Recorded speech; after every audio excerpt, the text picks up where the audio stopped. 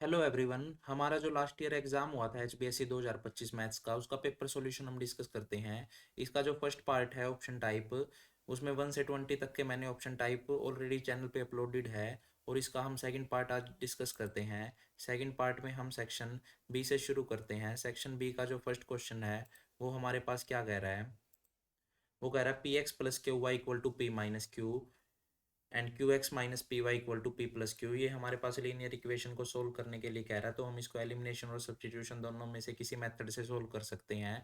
तो अगर ये हमारे पास इक्वेशन फर्स्ट है और ये हमारे पास इक्वेशन सेकंड है, तो मैं ध्यान से देख के ये देख सकता हूँ कि जो इक्वेशन फर्स्ट है और जो सेकंड है, इसमें y का कोफिशिएंट अगर मैं फर्स्ट इक्वेशन को p से मल्टीप्लाई कर दूं जबकि सेकंड इक्वेशन को q से, तो वो सेम हो जाएगा और एलिमिनेशन से मैं दोनों को कैंसिल आउट कर सकता हूँ।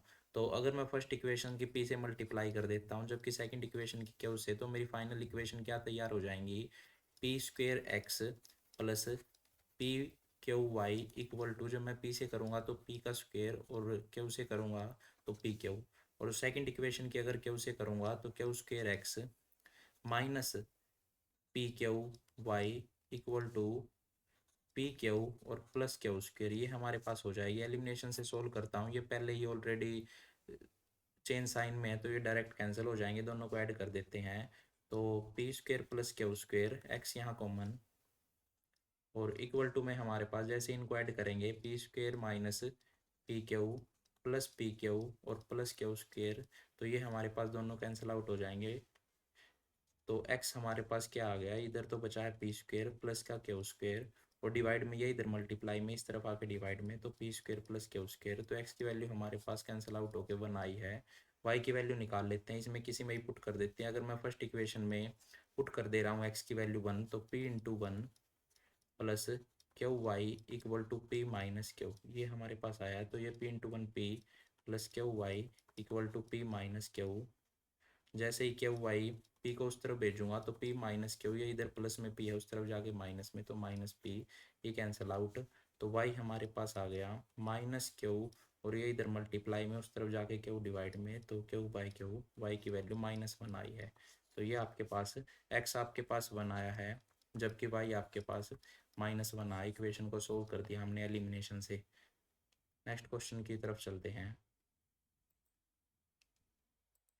नेक्स्ट क्वेश्चन इसी के ओर में आया हुआ है। वो कह रहा है 2 numbers are in the ratio 5:6। अगर कोई दो नंबर रेशियो में दे रखे हैं तो मैं उनके साथ x मान लेता हूँ। तो वो नंबर अगर 5:6 में है तो एक 5x हो गया, एक 6x। If 7 is subtracted from each the number, अगर दोनों नंबरों में से मैं 7 को सब्ट्रैक्ट कर दे रहा हूँ तो जो रेशियो है वो अब क्या हो जाती है, 4/5 हो जाती है। इस टाइप से है। तो मैं यहाँ क्रॉस मल्टीप्लाई करके एक्स की वैल्यू फाइंड आउट कर दूंगा और फिर पुट कर दूंगा तो हमारा आंसर आ जाएगा।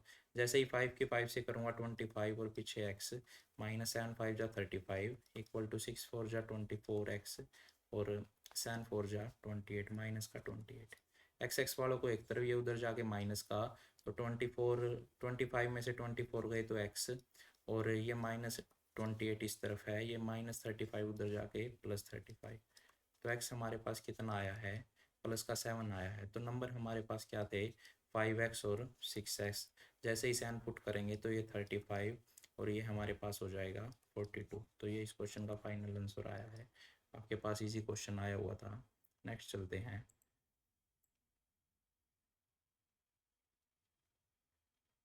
नेक्स्ट क्वेश्चन आपके पास क्या कह रहा है। In a given figure, angle A equal to angle B equal to 53. Express x in term of ABC, where ABC are the length of AD, AB and BP respectively. तो figure भी दिया हुआ है, लेकिन हमें ये पता है कि ये जो हमारे पास ये जो दो लाइनें हैं, ये दो लाइन हमारे पास पैरेलल लाइन की तरह एक्ट कर रही हैं। तो हम इस पे बीपीटी लगा सकते हैं, बेसिक प्रोपोर्शनल थ्योरम। तो ये एंगल बीच में ट्रांसवर्स, तो ये दोनों एंगल इक्वल भी दे रखे हैं, ये इंट भी दे रखा है कि ये दोनों पैरेलल लाइन है। तो हम अगर हमें साइड की रेशो बतानी है तो एंगल से हमें कोई रिलेशन नहीं है, हमें साइड की प्रोपोर्शनैलिटी से बीपीटी लगा देंगे। तो वो क्या कहती है कि यहाँ से हमारे पास आ जाएगी ये छोटी साइड हमारे पास सी बी, और इसकी ये बड़े ट्रायंगल की बड़ी साइड ए डी। ये दोनों ट्रायंगल हमारे पास सिमिलर ट्रायंगल है, ये छोटे वाला और ये बड़े वाला हमारे पास, ये दोनों सिमिलर ट्रायंगल है हमारे पास, क्योंकि एक एंगल इक्वल है और यहाँ का दूसरा एंगल भी इसके इक्वल हो जाएगा। तो ये similarity criteria bye a rule से दोनों सिमिलर हैं। तो इस पे हम ये थ्योरम लगा सकते हैं, जो इसकी साइड की रेशियो होंगी वो प्रोपोर्शन में होंगी जो इसकी साइड होंगी। तो एक तो ये साइड इसकी हमें ज़रूरत है, दूसरी क्या है, ये बी पी और फिर ये पूरी पी ए।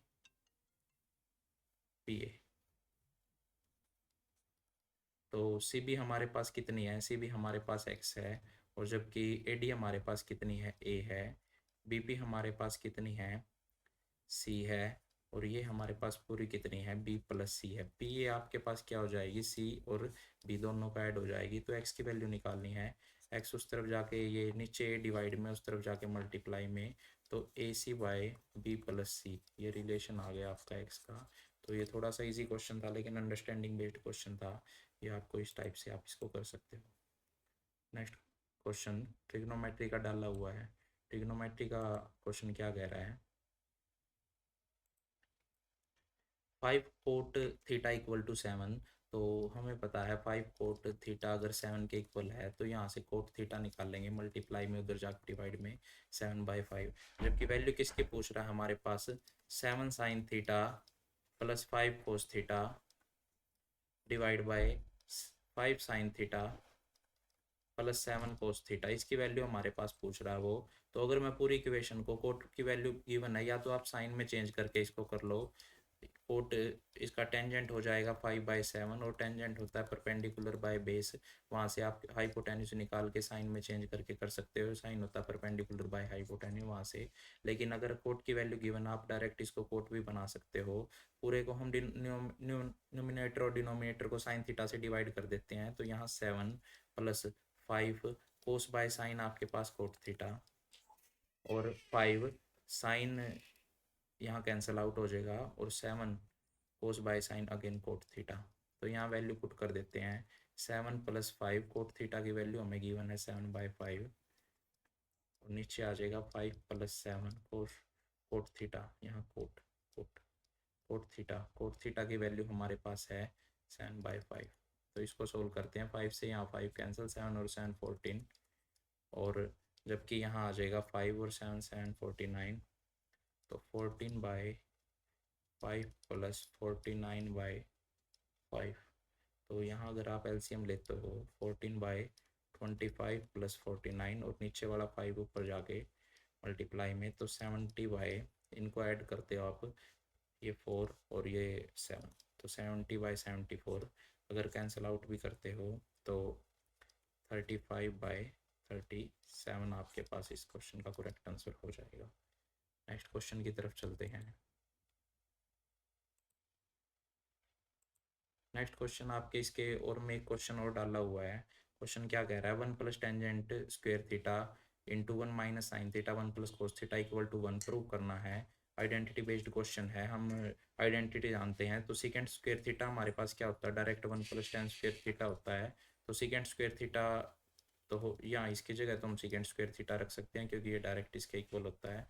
और 1 माइनस साइन 1 प्लस साइन ए माइनस बी ए प्लस बी, तो ये आपके पास ए स्क्वेयर माइनस बी स्क्वेयर का फॉर्मूला हो गया, 1 का स्क्वेयर 1, और जबकि साइन का स्क्वेयर साइन स्क्वेयर थीटा।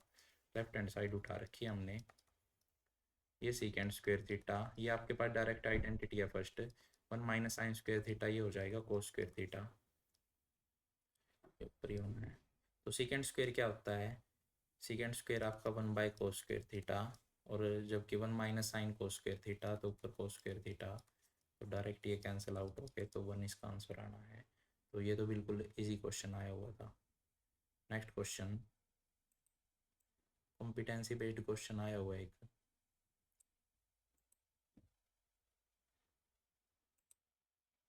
वो कह रहा है sine theta minus √3 cos theta equal to 0। तो हम क्या कर लेंगे, डायरेक्ट साइन थीटा की वैल्यू निकाल लेंगे। साइन थीटा क्या आ जाएगा, √3 कोस थीटा आ जाएगा। तो वो थीटा की वैल्यू पूछ रहा है, तो ये इधर मल्टीप्लाई में, उस तरफ जाके डिवाइड में। तो sine by cos tangent theta equal to √3। Tangent की वैल्यू √3 हम जानते हैं किस पे होती है, ये 60 डिग्री पे होती है। तो टेंजेंट से tangent cancel, theta equal to 60 degree. ये तो डायरेक्ट आपका इजी क्वेश्चन आया हुआ था। नेक्स्ट नेक्स्ट क्वेश्चन इसमें 24, वो कह रहा है पी क्यू अगर टेंजेंट है किसी भी सर्कल का और जिसका सेंटर ओ है, इन्होंने फिगर भी दे रखा है, और पी पॉइंट से, तो triangle O P Q is an isosceles triangle, ये एक आइसोसेलेस ट्रायंगल है जिसकी दो साइड इक्वल है, तो ये एंगल फाइंड आउट करना है। हम जानते हैं रेडियस हमेशा टेंजेंट पे क्या होती है, परपेंडिकुलर होती है, तो ये एंगल हमारा 90 डिग्री का होएगा। और जबकि आइसोसेलेस है तो हम जानते हैं इसकी कोई दो साइड आपस में इक्वल मिलेंगी, और इक्वल है तो एक रिजल्ट हम जानते हैं कि इक्वल साइड है इक्वल अपोजिट एंगल, तो ये एंगल और ये एंगल हमारे पास इक्वल मिलेंगे जितने के भी हों। तो ये 90 का, ट्रायंगल के तीनों एंगलों का जोड़ 90 है, तो इन दोनों एंगलों का जोड़ हमारे पास 90 मिलेगा। और हम ये भी जानते हैं दोनों एंगल इक्वल हैं, तो अगर एक को x मान लो तो दूसरा भी क्या हो जाएगा x, तो हम जानते हैं x और x 2x इक्वल टू 90 है, तो x की वैल्यू आपके पास 45 डिग्री आ गई। तो ये जो एंगल है एक एंगल, इसकी वैल्यू 45 और इसकी वैल्यू 45, और ये हमारे पास थ्योरम से 90 है ही, तो ये इस टाइप से ये क्वेश्चन था। नेक्स्ट क्वेश्चन नेक्स्ट क्वेश्चन आपके पास है 25, एरिया रिलेटेड टू सर्कल से क्वेश्चन आया हुआ। वो कह रहा है a minute hand of a clock is 12 centimetre long. अगर कोई क्लॉक दे रखी है, उसका जो मिनट हैंड है कुछ एक टाइप से, वो आपके पास 12 सेंटीमीटर लंबा दे रखा है। Find the area swept by minute hand in 35 minute. 35 minute में वो कितना एरिया स्वेप्ट करेगी, यानी कि लगभग लगभग, जब यहाँ 7 पे सुई आएगी तो ये जो एंगल है ये हमें फाइंड आउट करके, और ये हमें एरिया फाइंड आउट करना है, ये कंप्लीट एरिया। तो पहले ये थीटा निकाल लेंगे। थीटा कैसे निकलेगा, हमें पता है ये मिनट की सुई अगर पूरे 60 मिनट में एक चक्कर लगाती है, यानी कि 60 मिनट में, 60 यहाँ मिनट है, तो ये 360 डिग्री का एंगल बनाएगी, पूरा कंप्लीट रिवॉल्यूशन करती है ये ऐसे 60 मिनट में 360। तो 1 मिनट में ये 360 अपॉन में 60, यानी कि 6 डिग्री का एंगल बनाएगी। और जबकि हमारे पास 35 मिनट है, तो 35 इंटू 6, ये आपके पास 0 और ये 2, यानी कि 210 डिग्री का 210 डिग्री का एंगल बनाएगी। ये जो थीटा आया है ये 210 आया है। अब हम area related to circle chapter में एरिया ऑफ सेक्टर जानते हैं, वो क्या होता है, theta divide by 360 into pi r square. Theta हमारे पास 210 है, बटे 360 गुना पाई की वैल्यू 22/7, और रेडियस आपके पास जो मिनट एंड है वो 12 सेंटीमीटर लॉन्ग है। तो ये यहाँ से आप 0 से 0 कैंसिल आउट कर सकते हो, 7 से ये 3 पे, और 3 से ये 12 पे, और एक 12 से एक 12 कैंसिल, तो ये आपके पास 22 गुना 12 आ गया, 12 दूनी 24, और 12 दूनी 24 और 2 26, तो 264 सेंटीमीटर था, तो सेंटीमीटर स्क्वायर आपके पास क्या आ गया, एरिया आ गया। इस टाइप से आप 25 क्वेश्चन को कर सकते हो। इजी क्वेश्चन है, बस इसमें सारा खेल थीटा निकालने का था, वो आप इजीली मिनट, अगर 1 मिनट का आपको पता है 6 डिग्री बनता है तो आप निकाल सकते हो। नेक्स्ट क्वेश्चन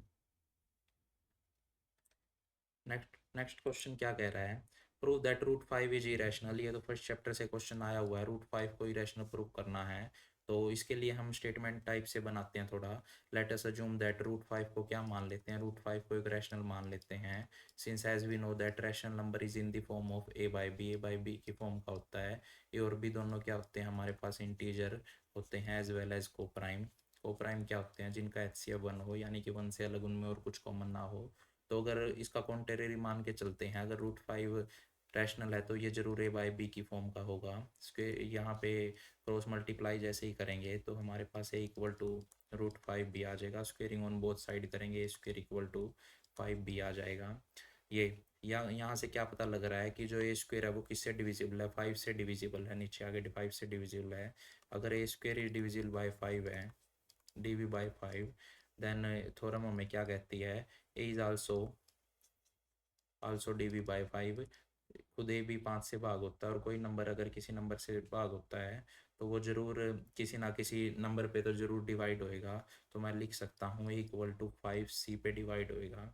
या जैसे अगर मैं 12 को 4 से डिवाइड करता हूँ तो ये ज़रूर 3 से भाग होता है। तो मेरे को पता है ये 12 क्या होता है, ये 3 और 4 की मल्टीप्लाई होता है। तो मैंने भी ये ए क्या लिखा, 5 और सी की मल्टीप्लाई, सी यहाँ कोई भी इंटीजर हो सकता है।